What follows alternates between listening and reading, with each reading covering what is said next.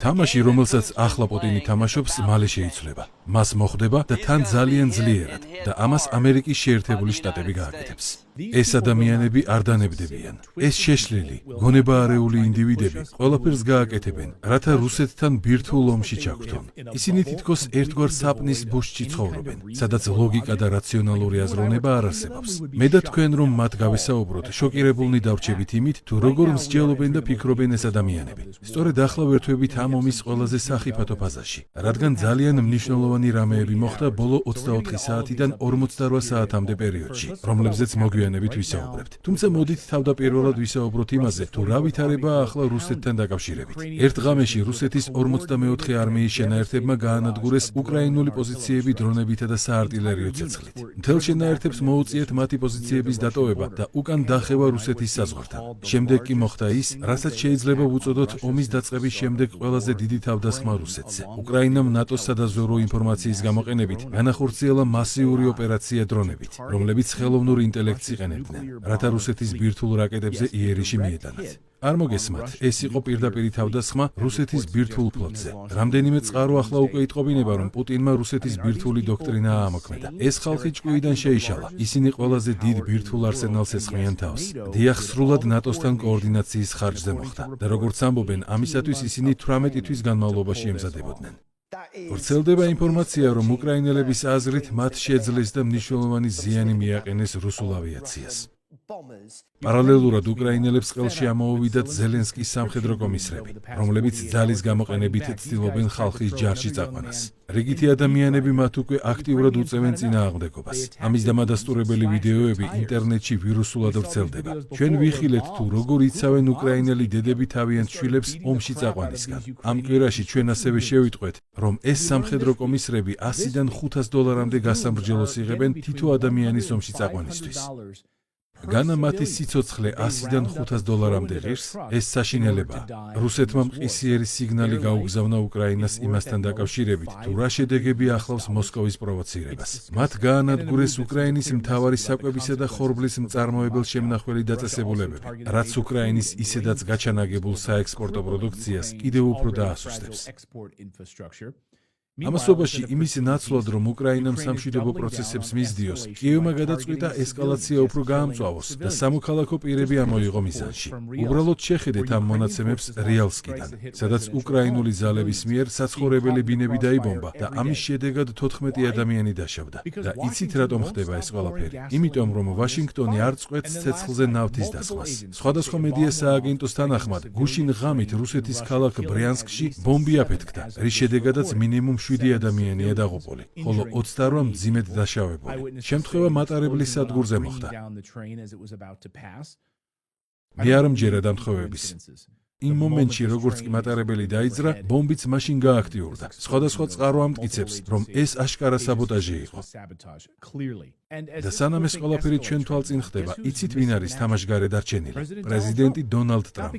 და ეს იმიტომ არ ხდება, რომ მას ომი არ აინტერესებს. პირიქით, მას სურდა მშვიდობის მყოფელი პრეზიდენტი ყოფილიყო. არ ვიცი რა მოხდა, თუმცა ცხადია, რომ მისი მრჩევლები და ეგრეთ წოდებული მოკავშირეები მას არ ეუბნებიან, თუ რა ხდება სინამდვილეში. ცოტა ხნის წინ ჟურნალისტმა ტრამპს კითხა, რას ფიქრობდა რუსეთის საპასუხო დარტყმებზე უკრაინის მიერ დაგეგმილი პუტინის წარუმატებელი მკვლელობის შემდეგ.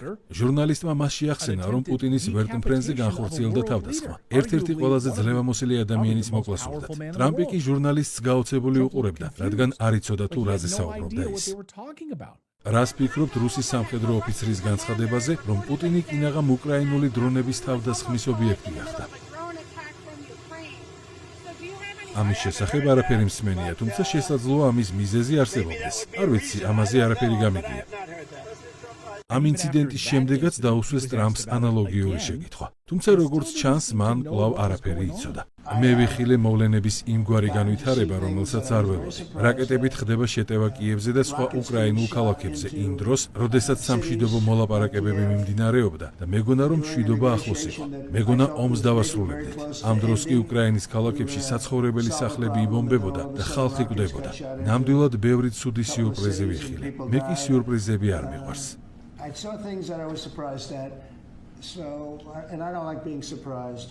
ეს ძალიან უცნაურია. საკითხავი ახლა ის არის, თუ რომელი ნეოკონები უმალავენ ტრამპს სასიცოცხლოდ მნიშვნელოვან ინფორმაციას. რატომ არის ამერიკის პრეზიდენტი ინფორმაციულ ვაკუუმში იმ დროს, როდესაც ევროპა ბირთვულ კატასტროფას უახლოვდება? ამერიკის შეერთებულ შტატებს და ნატოს არ ადარდებთ, რამდენი უკრაინელი დაიღუპება. იქნება ეს სამხედრო, სამოქალაქო, ქალი თუ ბავშვი. ჩვენ ეს არ გვადარდებს. ფიქრობ, რომ უკრაინას არავინ ეკითხება, ომი გაგრძელდება თუ არა. ეს გადაწყვეტილება ვაშინგტონში იქნება მიღებული.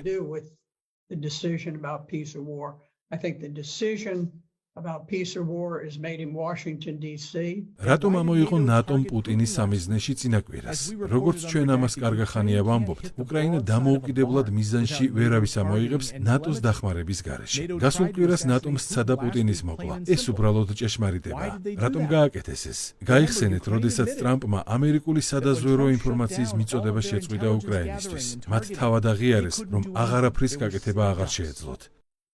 ასე რომ ცხადია, ისინი პუტინის მკვლელობის მცდელობას ნატოს გარეშე ვერ დაგეგმავდნენ. ყველაფერი აქედან გამომდინარე შესაძლოა პასუხი ჭაობის ისეთ ბინადრებში იმალებოდეს, როგორიც სენატორი ლინდსი გრემია, რომელიც ახტაცებული ამბობს, უკვე საკმარისია, სამშვიდობო მოლაპარაკებები ჩავარდა, ახლა დროა ვიმოქმედოთ. ის ცდილობს ახალი ანტირუსული სანქციების დამტკიცებას მომავალ კვირას და ამბობს, რომ პუტინს ძლიერად მოხვდება ამერიკის შეერთებული შტატებისგან.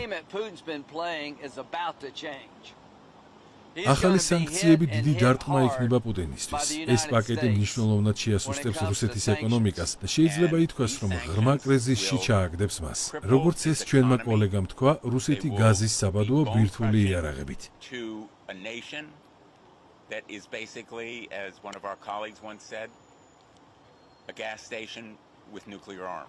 სანქციათა ეს პაკეტი მართლაც რომ ბომბია, თუმცა არა რუსეთისთვის, არამედ ჩვენთვის. ჩვენ უკვე ძალიან დიდი რაოდენობით სანქციები დაუწესეთ რუსეთს და განა ამით რას მივახციეთ, გარდა რუსეთისა და ჩინეთის დაახლოებისა. სანქციებმა განაპირობა ბრიქსის გაფართოება, ამერიკული დოლარის შესუსტება და ფართოდ გავრცელებული ინფლაციაც მთელი ამერიკის შეერთებული შტატების ტერიტორიაზე. გახსოვთ რა ხდებოდა ბოლო 4 წლის განმავლობაში? ლინდსი გრემს სურდა ფართო სანქციათა პაკეტი დაემტკიცებინა ავღანეთიდან ამერიკული ჯარების არასწორად გამოყვანისგანო.